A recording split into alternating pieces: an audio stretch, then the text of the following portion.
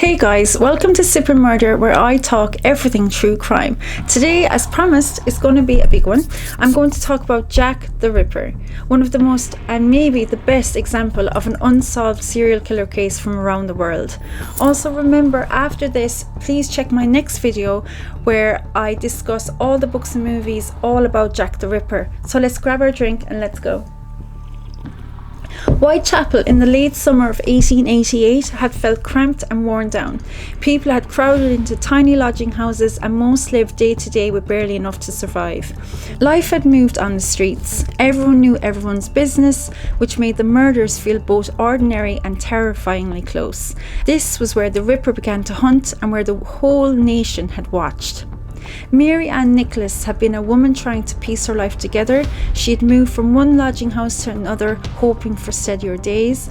On the 31st of August 1888, she'd been found in Buck's Row, lying still in the quiet early hours. Her throat had been cut and injuries on her abdomen showed she'd been attacked with sudden violence. Annie Chapman had struggled with illness and hard living. She'd been known to sell small items on the street just to afford a bed.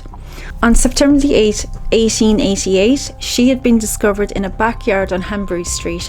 Her throat had been cut and her body showed signs of deeper mutilation.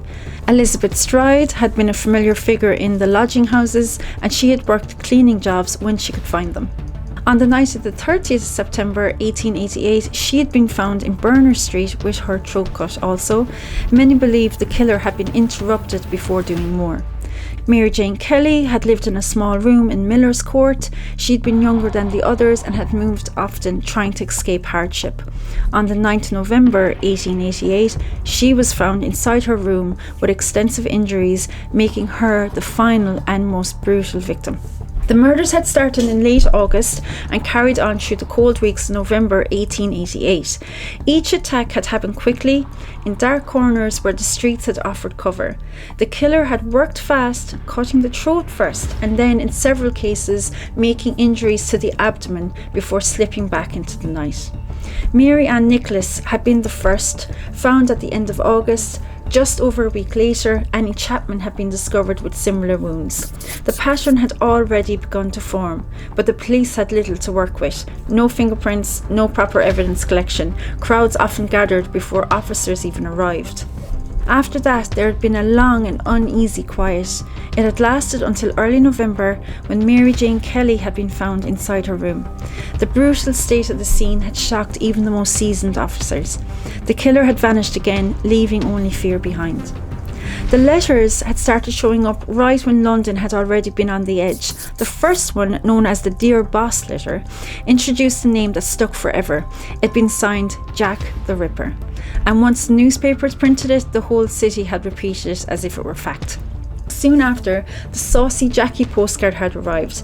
It had mentioned details from the double event, and many people had believed it had come from the same hand. Reporters printed every word, and the fear grew even louder.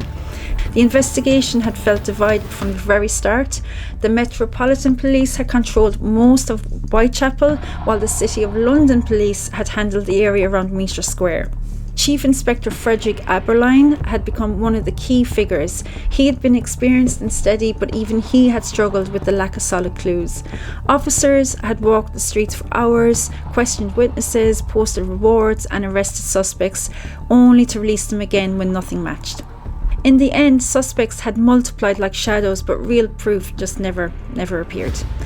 Scientists had explained that a real solution would require preserved evidence, independent testing in multiple labs, and full transparency. None of these conditions had existed. Over time, Jack the Ripper had entered books, plays, movies, and guided tours. The story had spread worldwide. People had been drawn to the mystery because the killer had never been caught. The unknown had fascinated, and the mix of horror and puzzle had made it unforgettable. Historians later reminded audiences to remember the victims first and the killer second. Questions had lingered. Was there only one killer? Did the letters come from him? Could DNA ever solve it? Experts had debated endlessly. Some hoped for definitive answers.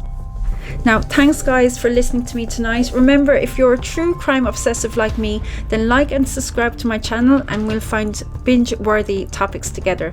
Also, make sure you watch the next video on the books and movies all tied to Jack the Ripper. So let's sip and murder and let's go. Bye.